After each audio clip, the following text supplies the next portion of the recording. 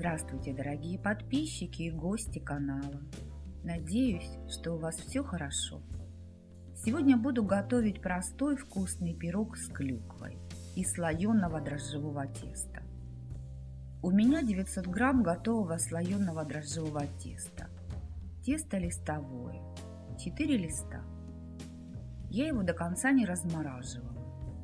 Коврик и скалку притрусила мукой. И слегка раскатываю тесто. Список необходимых продуктов оставлю в описании под видео и в конце этого видео. Клюква у меня своя, поэтому ягоды разного размера. Ее 220 грамм. Укладываю клюкву на край листа. Посыпаю сахаром по вкусу.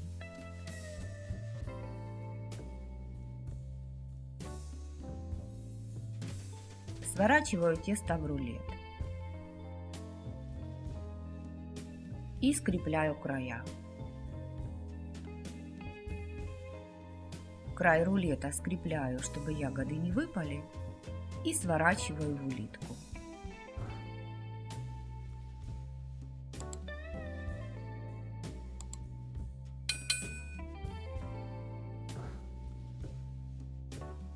Со вторым листом теста процедуру повторяю.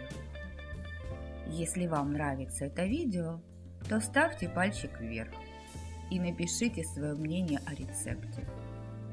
Поделитесь видео с друзьями, вы этим поможете развитию канала.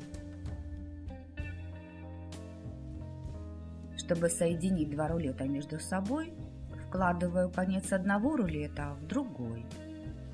Скрепляю края и сворачиваю. С остальными двумя листами теста процедуру повторяю. Конец рулета скрепляю и подворачиваю.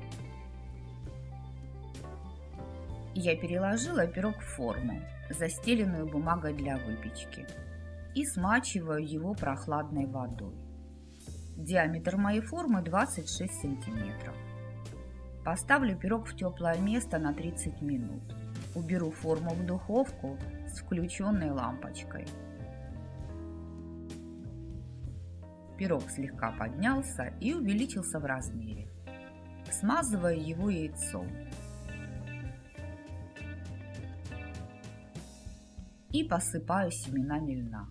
У меня ушла примерно 1 столовая ложка. Семя льна у меня пищевое.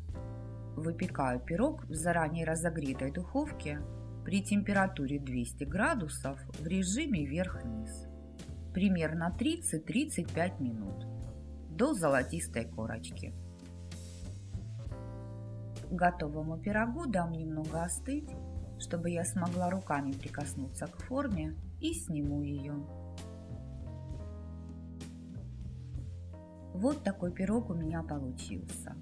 Он вкусный, в меру сладкий, а из-за клюквы в начинке в пироге чувствуется легкая кислинка. Пирог с хрустящей корочкой снаружи и мягкий внутри.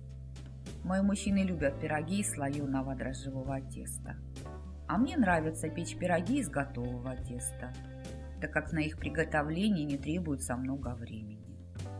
Если у вас нет клюквы, то можете приготовить пирог-улитку с любой начинкой, например, с вишней. Тоже получится вкусно.